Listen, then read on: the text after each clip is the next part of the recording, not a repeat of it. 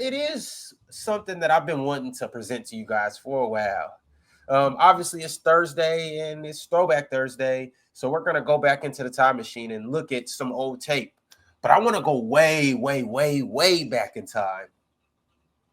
Back when the film was black and white and grainy. Because I was about to say, Ron, because just so you know, way back in time is 2016 for Mars. That's way back in time. We're going light years back in time, man. I want to go back to a time where there was a legendary MVP race where 4 people potentially could have won it. And I just want to know you guys' thoughts on this. 1962, Bill Russell ended up winning MVP. His numbers were 18.9 points per game. 23.6 rebounds per game, and he played 45 minutes per game. God damn. Over 76 games. You had Wilt Chamberlain, who averaged an eye-popping 50 points per game, 25.7 rebounds per game. He played 48 minutes per game, and he did that for 80 games. Oscar Robertson, just go to normalize 30.8 points per game, 12.6 rebounds per game, 11.4 assists per game, and 44 minutes per game, and he did that for 79 games. And last but most definitely not least, Elgin Baylor, 38.3 points per game, 18.6 rebounds per game, and 44.4 minutes per game, but he only did it for 48 games. And you know why he only did it in 44? And you know why he did it in 48 games, Ron? Because I had a day job. He was in the Army Reserve. That's what he was doing. Yo, that's crazy. He was in the Army Reserve. Bro. By the way, that was going on. I had a day job, and at night I was coming to cut ass. Yeah, that's what was going on. That's number one. Number two, there's another guy that you left out because forget the almost 40 and 20 that Elgin Baylor averaged. You left out Bob Pettit, who went almost 30 and 20 that year too, and he came in 5th place. Just put that out there. I just want to put that out there. And you guys reference Russell Westbrook winning the league MVP, averaging a triple-double. So you know, Oscar Robertson averaged a triple-double. He didn't win the league MVP. In fact, he won it. Yeah, he didn't average a triple-double. Just want to put that. Are these the most inflated stats ever? No. The 60 stats in general? Yes. Yeah. Yes. By far. I mean, I'm literally. Why are they inflated though? Because the pace is ridiculous. The pace, they're also playing 45 minutes a game. That's what I'm saying. It's just you can't compare it 1-to-1 and be like, oh, this guy averaging 38 in 1962. Like, you give them the credit. Like, comparing to each other, you give it the credit it deserves. Absolutely. But 38 in 1962 is not the same as MJ's 37 in 1988. It's not the same as Kobe's 35 in 2006. It's not the same as James Harden's 36 in 2019. It's not the same. It's like when there's more possessions, he wouldn't come 21, like 21. But when there's more possessions, box score numbers get inflated. That's not a disservice to what they did. That's just logic. If there's more possessions, there's more opportunities to get a rebound. There's more opportunities to get an assist. There's more opportunities to score points, especially when the league average field goal percentage is like 42%. So there's even more missed shots. So it gives you more opportunities to get rebounds. That's it. That's just logical. That's it. That's just logical. So it's inflated because I got more opportunities to score because it's inflated. Yes, if you play 48 minutes a game, Okay, and first of all, the numbers are inflated, yes.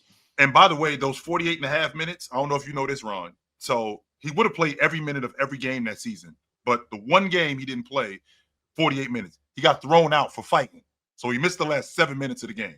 Otherwise, he would have played every game, every minute of every game that year. Yeah, so we might be playing a little bit of the semantic game, a little bit inflated. I don't know if that's the word I would use, but if so, I mean that to me just looks like they just work harder. You know, they just work harder. Yes, I'm not disagreeing with you, Mars. I'm not disagreeing with you. I'm just saying like I think the word inflated is kind of throwing people off. But I think it goes both ways. I think the game was just a lot different, so that's why maybe we shouldn't compare their stats. You know what I'm saying to different areas where they slowed it down a bit. But it's just maybe they ran more, maybe they just rebounded more. Maybe they absolutely did. That's all it is. So I don't know if it's. I guess inflated could be the word, but inflated makes it seem inflated makes it seem negative, like a negative connotation. I can understand. Yeah, that's it around. You can't compare box score numbers from back then to today. You can't. Today's stats are deflated. There you go. Well, can we? Today's stats are inflated compared to like the mid 2000s. Like, and I think, but that's the thing because like no one seems to have a problem with saying today's stats are inflated compared to the late 90s, early 2000s. Everyone can say that, and it's fine and dandy. But then we say in real time. That's why. And we say the 60s stats are inflated compared to today or the mid 2000s. It's a disservice. How to them. could anyone say that they weren't inflated? No, it's just is what it is. Like, it's not a disservice that there's numbers.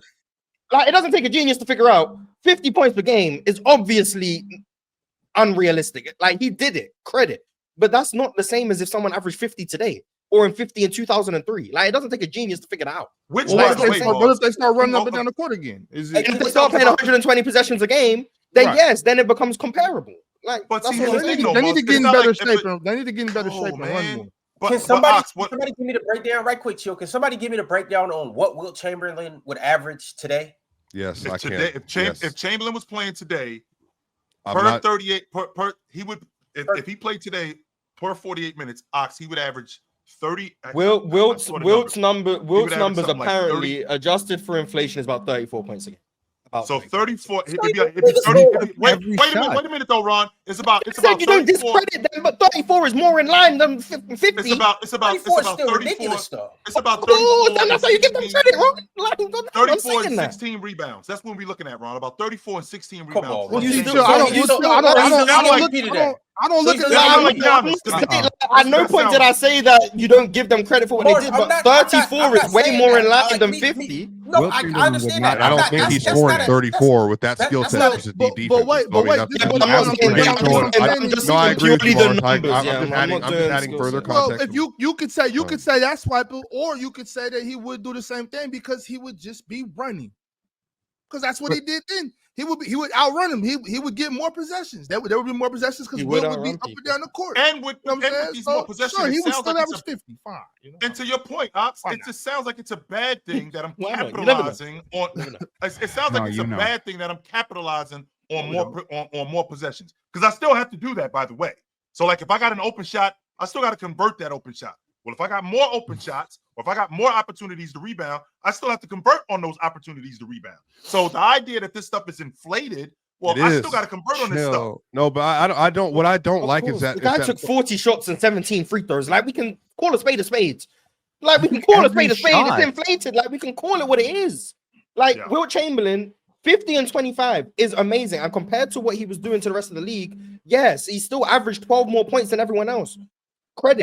And but all I'm saying is that's not comparable to Joel Embiid's 34 last year. That's not comparable to Luka's 34 last year. That's not comparable to Kobe's 35. Like, you can't even compare, in my opinion, you can't even compare Kobe's 35 to James Harden's 36. Even that's not comparable, and that's only 13 years apart. Like, you have to adjust for the difference in era, the difference in possession. Game. That's all it is. Like, you have to compare numbers within the era, and once you start trying to extrapolate it outside of the era, you have to start using per possession numbers. You have to start adjusting for what the league averages were. Like, that's what you have to start doing if you want to make it fair.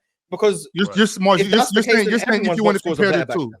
You're saying just in case if I want to compare. I agree with you on that. I when you look at it that way, I do got to agree with you. But I also look at it, and I said this a while ago, where if you take a couple areas of basketball, maybe four different areas, whatever section those may be, and you watch them side by side, it's really not even the same sport. Like, it's really not the same game. I mean, yes, the objective is to throw this little round thing in that little round thing, but it's not the same game. It's like game. So comparing it, it's just way different. Like, they don't play the same, they don't move the same, they don't, the sets are way different. Everything is just so different. The objective is, yes, the same, but the way they go about it, I mean, the sport doesn't even look like they're playing the same game anymore, And that's not just the 60s and today. You could take the 80s, the early 2000s, you can split them all, and it's just like, we're not playing the same sport. The offense in 1965 with the Celtics is not the same as the offense in 1995 with the Houston Rockets. No, it's not the same. It's way different. The way that they operate, the way that they throw the ball, the way they throw the ball in the post, the way that those guys shoot the long ball, the shots that they're creating, shooting the long ball in transition, that stuff is not the same as it was in 1965. But my stance has still been, I can appreciate the idea of there being more possessions, but with there being more possessions, I still have to take advantage of that stuff. Chill. That's what I'm thinking more than anything. What would happen if we shrunk the shot clock down to 14? From 24, we took the shot clock down to 14. What would happen to all the numbers in the NBA right now? They will go up. I think that they would go down. No, I think they would go down. That's just not possible. What? It's just well, here's why. Down? Okay, here's what I'm saying, Moss. Listen to what I'm saying. So if we drop the shot clock from 24 to 14, so now I'm not getting the shots in the half court that I would get normally. I got to hurry up and play way faster. So now the sets that we used to run, I'm not doing that anymore. In addition to those sets that I'm not running anymore, the shot quality is not going to be there. There's going to be a lot. So rebound numbers go up. The rebound. So now wait a minute. Wait a minute, Moss. Do the rebound now. Yes. Do the rebound numbers go up? Yes. Because you're arguing more misses. If you're either scoring or rebounding, the rebound. Yeah, one or the other has to go up. They're missing more shots because they're rushing shots. The rebounds have to go up. Chill. The reason I asked this question. Sure, that's fair. If you run a simulation, use any game you want. Like you could use 2K Live, whatever. Run a simulation and change the rules. Go from 24 seconds to 20 seconds. Suddenly, a whole bunch of guys start averaging like 37 points per game. Go from 20 seconds to 14 seconds, and now certain guys start averaging 44 points per game. And that's what happens. But in your argument, you're saying the offense would be less efficient. I hear you. Probably, maybe. I guess in theory it would be. But then the rebounds go up. More misses, more rebounds. No, but right? You ain't got to do that. It's the same thing with science. If you run friction against a surface, it's gonna get hotter. Typically, when you narrow the amount of time you have, and you still have the objective to score, everything goes up because you have to score. I agree with you. Everything gets faster. Points go up, rebounds go up, assists go up. That's just the way it works. It's the same thing that happened in the 1960s. Right? They were playing extremely fast. Turnovers go up. Everybody was on the floor. So all the numbers, the entire game, everything would go up. I agree. That's just basic math. But isn't the difference? Yeah, but that's what happened. The most turnovers ever happens when we don't have numbers before like 74, but the late 70s is when the most turnovers ever happened. And that's still when the league was extremely fast. The more possessions there are, the more opportunity for everything there is. More points, rebounds, assists, turnovers, fouls, free throws, shot attempts, everything. Because quite frankly, a possession has to end with some of those things. If they end on a turnover, then there's no rebounds or points on that possession, obviously, but there's a turnover. If it ends on a shot attempt, there's either points on the board, a rebound on the board, or there's a point and assist, or whatever the case. More possessions means more opportunity for box score numbers. That's just logically speaking. Like today, the league averages about 90 shots a game and 21 free throws. In 1962, it was 107, 108 shots a game and 37 free throws. That's what the league was averaging. Like, there's just more possessions, so numbers are going to be higher. That's just reality. But with the 3-point line today, this is why we use right, and that's what I was going to say right there, Mars. With the addition of the 3-point line, and so what it was in the 60s. If we sped the game up now, it wouldn't look the same as then. Absolutely. Because then it would be more layups, more touch in this. With the 3-point line, I think that just adds more threes. So once again, that's what I'm saying. The game is so different. It's just so different that comparing not only comparing stats is a little crazy because of the inflation and the speed, but the way it's played. So now with the 3-point line changed the game alone. You know what I mean? So I understand what you guys are saying with the inflation. I just think just when people hear that word inflation, it kind of makes them think that you guys are discrediting these guys' scoring abilities, which, I mean, I guess if we're playing that much faster, if you take 10 seconds off the shot clock, right? So now we got once the ball goes through the hole, you don't got 14 seconds to you not only have 14 seconds to get a shot off, you still got 8 seconds to get the ball across half court. So now what I really got is I got 6 seconds to get a shot off, right? So what does the 3-point shot look like? Because now we're going to be taking a lot more. Sure, you're not taking all 8 seconds when you got 14-second shot clock. You're getting the ball. It'd be like a 4-second shot. It would be like a 4-second backcourt violation. Yeah. Then you would have to be in a set by the time you get to 10 seconds. You would have to start. What happens to defense when you speed the offense up? Defense becomes a lot less effective, right? That's why we play fast. We play fast because we want to force the defense to make quick decisions. Now, it's going to result in a lot of things. It's going to result in more points. It's going to result in possibly less efficient points, probably, but not by much. It's going to result in more turnovers, way more rebounds, and it's going to result in probably, I'm going to tell you this right now. If Michael Jordan played in the 60s, I'm going to say this straight up. He averages 60 points a game. If Kobe played in the 60s, he probably averaging 55. I think y'all gassed up Wilt way too much. Because if y'all tell me today, if he played today, if I transport Wilt with his skill set and I put him in today's league with all his, bench press 500 pounds and all that bullshit, You think he's averaging 34? I think he's averaging 15. Well, these players are, and again, I'm not doing. Hey, hold on, Mark. Hold on. Let me just get this off real quick. Go ahead. I think players are just less skilled then than they are now. That doesn't mean with the advent of science that they wouldn't be better if you gave them like the same time frame as like Embiid and Jokic and SGA and Giannis and all these players to work on their game. They'd be better. But I think the issue is it's impossible to drop Bill Russell, Wilt Chamberlain, and Kuzi and all these players and now and expect them to be just as good in this era as they were then. I just don't. The game is even just mathematically. Court mapping is different. Everything about it is different. The movement is different. The fact that we have athletes this big that are this strong, this fast, this nimble, and this intelligent, they just wouldn't be as good as they were at that point in time. And but chill, I still have Bill Russell in my top 10. But it's not because like I think he's just an outright better basketball player from a skill standpoint than a lot of people. I think relative to his era, I think it matters that you dominated in the 1960s. And I think it goes to the same thing with Wilt. But I think that like you have to hold everything in context of the era that you were playing in. And Mars, please go ahead and finish the point. Yeah, I just think I'm not doing I think the transport player X from 1960 and expect them to be as good as they were today. I think that's just you're asking way too much. And I don't hold it to a Swipe's point. I don't hold it against Wilt or Bill Russell that I don't think they would be great in today's game if you just teleported them. They don't need to be. I also think if Wilt average 15 today, I mean, Bill Russell was averaging 15 back then.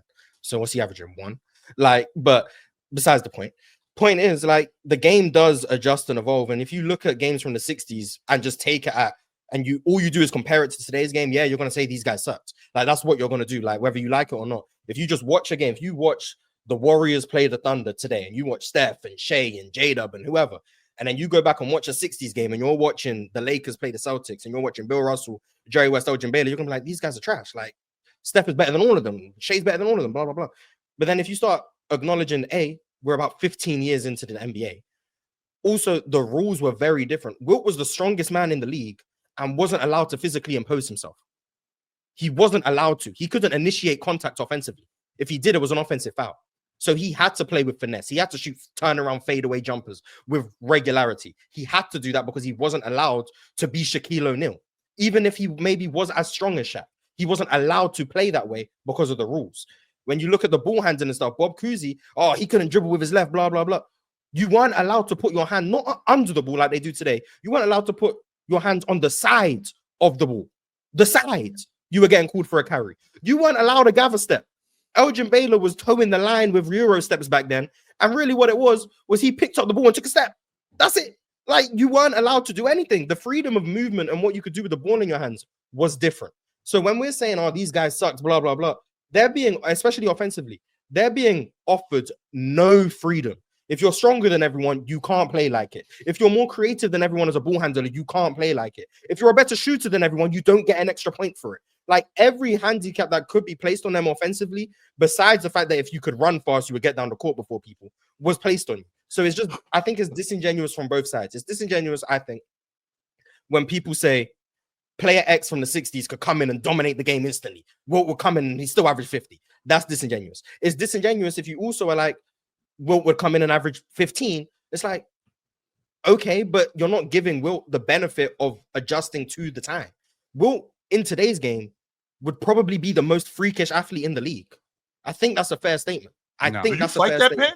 Hell no. Now, you're talking about a 7'1" human being who might be stronger than everyone in the NBA and might run faster than everyone in the NBA. Like, not just there's an argument he might be the most freakish athlete. His wingspan is ridiculous. Like, there isn't anybody in the league with maybe the best endurance in the league too. Than Giannis.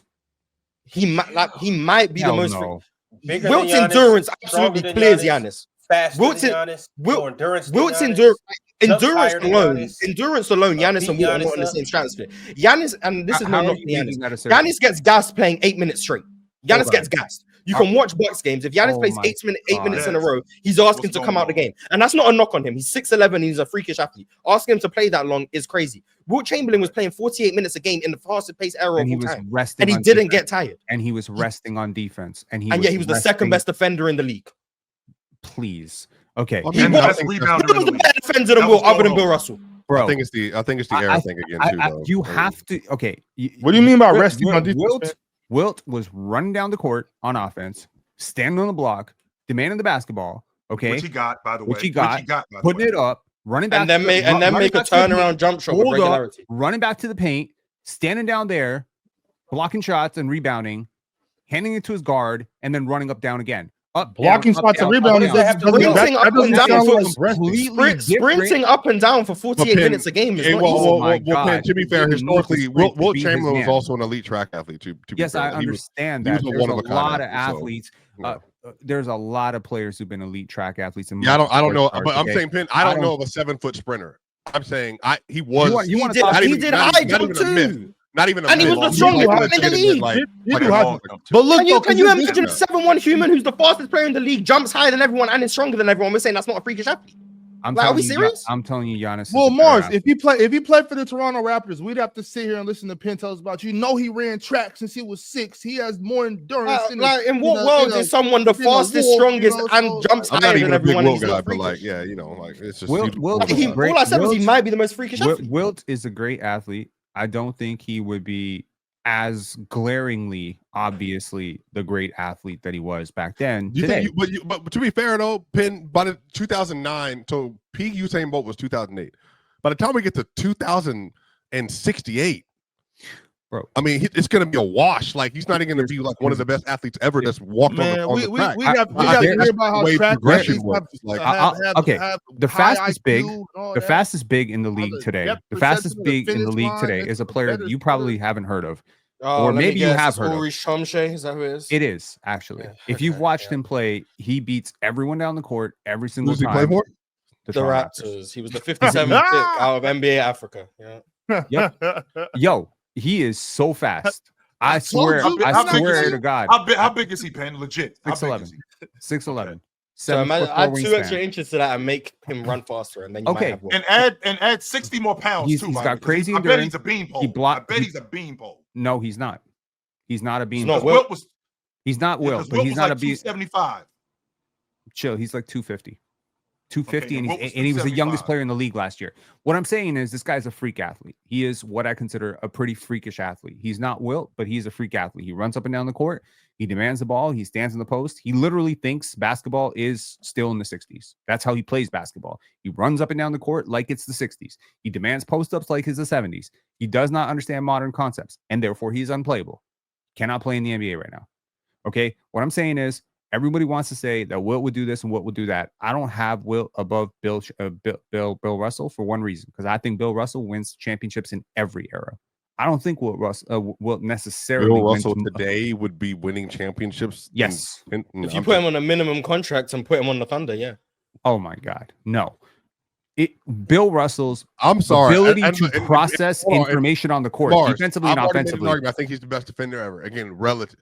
If Bill Russell was in this era today versus Jokic and Embiid and the rest of these dudes, he would be getting decimated. I'm not even trying to be disrespectful. It would be the same thing. He would be a great defender. I don't understand how he would be a great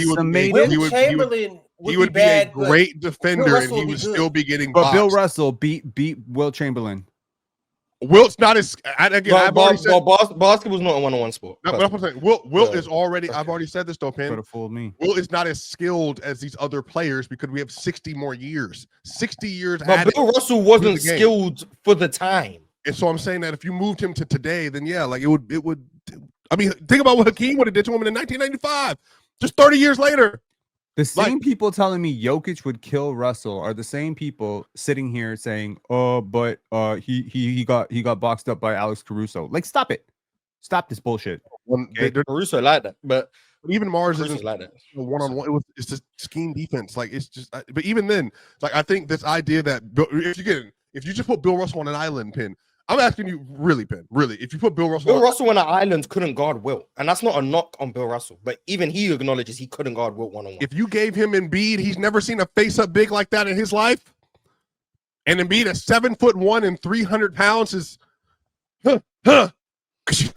I'm saying winners find a way. Okay, Bill Russell is the ultimate winner. I know that sounds like a platitude. I know it sounds like a platitude. It don't make sense. It doesn't match up with a box plus minus or whatever. But I'm telling you that there are certain things that win in basketball. There is selflessness. that wins in basketball. There's court processing and imaging of the court that wins in basketball. There is connective playmaking that wins in basketball. I'm literally watching Bill Russell, like a smaller Bill Russell right now in Draymond Green, and he is connective and he works. Okay. So if Bill Russell is playing today, I guarantee you he would develop like a pull-up jumper or a standstill set shot jumper or whatever. That when he played in the 60s, he was able to knock down an elbow. Yeah, he never lived at the rim. He took a fair he just didn't have great touch. He didn't have great touch. He didn't have great touch. He was offensively limited. Like we can call a spade a spade. He was offensively limited, especially as a scorer. He was offensively limited, but he was fast. He was a decent ball handler. He was not as fast as Wilt, but he was a great athlete, actually. Amazing athlete, yeah. The second best athlete in the league. Right. Another but unlike Wilt, he had a great connective playmaking archetype that he could fit into. So he didn't need to be a star. He blocked shots off the rim to get the backboard to get the pass. He was smart. He was very smart. He was incredibly smart. So I think that intelligence transfers, and that's why I think Scottie Pippen. But anyone you reading articles, any of Wilt's teammates, Wilt was smart. No one has ever said Wilt wasn't smart. I've listened to hours and hours of interviews of him. I don't disagree that he was smart. He was incredibly smart. I've seen as like he wasn't Russell, yo. He wasn't Russell. He and the rules weren't designed to stop Russell like they were to stop him. I also think the competition wasn't designed to stop Russell the way it was. Okay, first of all, the night that he scored 100 points. Is it because Wilt was having fun and he didn't have to deal with as much racism in Boston? Is that like what's the problem with Wilt? Wilt was an amazing basketball player. I don't see what it doesn't make sense that you can be like, yeah, Wilt would average 15 today, but Bill Russell's gonna be a champion regardless. This has to be one of those hater agendas. Never said that. I said you can't say. I don't think you can say Wilt would average 15, but Russell's just gonna win championships in every era. I think that's there's no real basketball logic that you can come with to really make that make sense. That Russell was better than Wilt. Wilt was a more talented player. There's not one person. I don't think there's one person up here who thinks that. Whatever, like it doesn't make. I didn't say anything about what Bill Russell would average. I said he would win championships because he won championships then, and I believe that what he does scales. If he played for the Washington Wizards, he would not win championships. Wilt won 2 championships. Wilt won 2. Was Draymond winning in the year? And to answer your question, Penn, I think Chamberlain's better than Russell. You might be the only person up here who thinks that. Are you? No, I think Ron thinks that. I think Ox thinks that. I don't know what Swiper thinks. Oh dear God! I also think Wilt at his best was a better player than Bill Russell was too. I just value Bill Russell's longevity, career accumulation. Wilt at his best, the late 60s, 65 to 68, I think is a better player than Bill Russell ever was. When he decided, I'm going to play make more. I'm not going to be a black hole on offense. I'm going to buy in on defense and really anchor a defense like I'm Bill Russell. The only team in Bill Russell's career that had a better defense than the Celtics team was a defense anchored by Wilt Chamberlain in 67. It was the only team that ever managed to do it. When Wilt Chamberlain fully bought into being Bill Russell, he was Bill Russell better than Bill Russell was. He did it better than him because he could score better, he could pass better, he could defend at a similar level. And he just didn't buy into it for his whole career. And that's why I'm higher on Bill Russell for his career. But Wilt Chamberlain is, in my opinion, undoubtedly a better, more talented basketball player than Bill Russell was. I don't even think it's a conversation. More talented. He's clearly more talented. He just didn't buy into what it took to win like Bill Russell did. And that's why, once again, I'm higher on Bill Russell. Everyone knows I call Bill Russell the GOAT. I think because of his career, what he did from 57 to 69, he knew what it took to win from the jump. He knew what he had to do. That's called IQ. That's called selflessness. All of the things you said. But when Wilt Chamberlain either got told to do it or understood what it took, he did it better than Bill Russell could do it. He did it better than him. Like, that's undeniable. He led the league in field goal percentage. He scored more points. He was a better passer. He didn't hold the ball. He wasn't a black hole. He defended at a similar level. He was a better rebounder on both sides of the ball. He was better at everything. Better defender. Besides maybe some defense. Yes. And even then, he was on all-time defender. And by the way, Penn, coincidentally, when he actually bought into doing what Bill Russell did, who did Bill Russell lose to? Wilt Chamberlain. In 5 games, by the way. They got destroyed in that series. They got destroyed Smoked. in 5 games. Goodbye. They got a door. Yo, I wanna let you guys know that actually is the sole reason why I brought this graphic up. I know we went down a lot of different avenues. For Wilt and Bill Russell?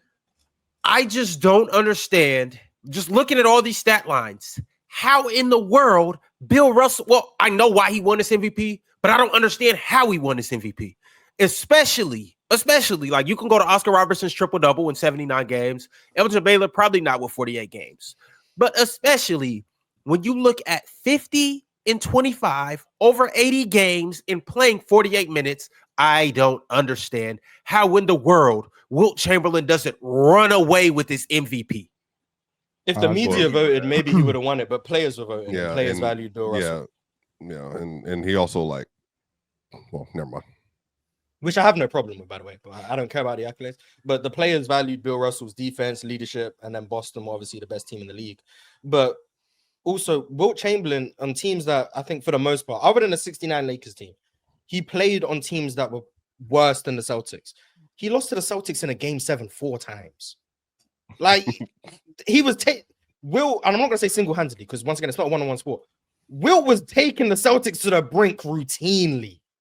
Like, yeah, I used to be low on Will. Throws the ball in bounds and Havlicek steals it. The game was over. Bill Russell was about to be the GOAT. Bill Russell and that came off of Bill Russell. Bill Russell throws the ball off the stanchion, and the game is going to be over. Throw the ball in bounds. Throw the ball into Chamberlain.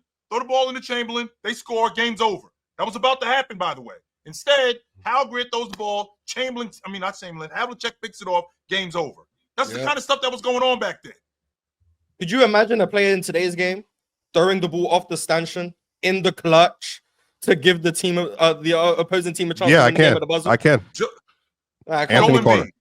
Anthony Carter. No. Swipe. Joel Embiid. Joel Embiid is taking the ball out of bounds, and he throws the ball. By the way, this is in the Eastern Conference Finals in Game 7. He throws the ball off the back of the backboard. I'm sorry. Toronto is. Wait, didn't LeBron do that? In a regular season game for the Lakers. He did do that. Now, imagine if LeBron did that in Game 7 of the conference finals. In his building, by the way. In Cleveland, he did that. Or in Los Angeles. And then his teammate saved him. He would still be getting fired for that today. Give me a break, man. Like, that's what kind of. I'm sorry. Like, I love Bill Russell. Everyone knows where I stand on Bill Russell. But the Wilt Chamberlain disrespect, I think, is very uncalled for with how good he was at the same time as Bill Russell. Very uncalled for, in my humble opinion. Yeah, Penn, I think you signed up for a butt whooping there. You didn't need to sign up for it, my brother. But, because I said 15 points per game? No, because you say you don't think, overrated athlete and all that kind of, and a 15 points per game is kind of crazy, but, whatever. And then Bill Russell will win in any era he's in, even though, like I said, he would have to play with elite talent, which he did in the 60s as well. But I think there's just a lot of intangible shit that goes into winning basketball games. I agree, and I think but you need to score too. So you would have to play with some No, you don't need to be a great scorer. Dennis Rodman won championships. The teams need to score. No, I understand that, but Bill Russell helps you with that because he sparks your offense with his defense. I'm not. Oh yeah, yeah. Would he be the best defender in the league right now? He'd be one of the top 3 defenders in the league, in my opinion. And I could make an argument that if the Indiana Pacers had Bill Russell instead of Miles Softy Turner in the finals this past year, that raggedy ass, does Ben Wallace win in every era? No. Does Draymond Green win in every era? Yes. Okay. Draymond, Bill Russell, Scottie Pippen, Dennis Rodman. Yeah, I'll give it to Dennis Rodman. Yo, I just think there are certain dudes that just change your culture. They change your practices, they change your intensity. They're just like those guys who just make winning plays all the time, and it's just like the scrappy loose ball. It's like they be tipping shit that they shouldn't be getting. They're disruptive in the passing lanes. Like they're making it hard for you to function as an offense. They come up clutch, huge defensively. They just, I don't know what to call it. I call it the winning factor, the intangible factor. Yeah, Draymond got it for sure, and Bill Russell had it. Like those are the 2 biggest examples throughout. Does Rudy Gobert not have that? No. Would Bill Russell have a 28? Don't bring Rudy Gobert into these. Don't bring Rudy Gobert into these. Would Bill Russell have a 28 and 20 game in the playoffs? He had a no this year. I'm talking about this year. No, he wouldn't. There's no team stupid enough to run their offense through Bill Russell. Rudy Gobert had a 28 and 20 game this year in the playoffs. And what did he do in all the other games? What do you mean they won? Yeah, all right, fellas. To wrap up this segment, it has been great to go back and look at some of the GOATs, but I do want to say, error or not, whether we're taxing or whether we're inflating or deflating, I don't know if we'll ever see an MVP race like the 61-62 MVP race. And Chill, obviously being the historian he is, he threw a fifth name in there as well. So once again, let's just respect greatness. Fast-paced era or not, slow era or not, this was insane. All right. What other MVP race was close to that, man? Real quickly. What other MVP race was when we think about MVP race, what other MVP race was close to that? Where it was five people, just had one. Potentially 5 people. The 2023 MVP race was really good. The 2006 MVP race was really good. 2019 and the one with the worst box score numbers won it. So it's actually quite similar in that regard. 89, was that the year Magic won it? Yes. 89 yes. Was a good one. There's been some good ones. 90 was good too. 89, who was in 89? Obviously Jordan, Magic, Bird was third that year, I think. Oh no, Bird was third in 88. Bird was third in 88, not 89. Yeah, he didn't play. He didn't play. That's the year I was thinking. I was thinking 88 instead of 89. Yeah, there's a year where Barkley had more first place votes than Magic, but Magic won MVP. That was in 90. That was in 90. That's cool. Yeah, 93 was a good one too. Yeah, Barkley had the whole run. That was good. 2017 was good. Russ Harden, Kawhi on the outside looking in. Well, to be fair, 17 was good. 16 was good. 17, 16 wasn't a race, but 16, 17. Yeah. 17 was good. Okay, I feel you. 18 was good. 19 was good. 20, that was the Bron Giannis year. Yeah. And then the bubble and all that stuff. They made that one a bigger conversation than I think it should have been. And then 21 up till February. Because remember, Bron, Harden, Embiid, Jokic, Steph, they were all in there, and then February happened. There's been quite a few good MVP races in my opinion. Quite a few.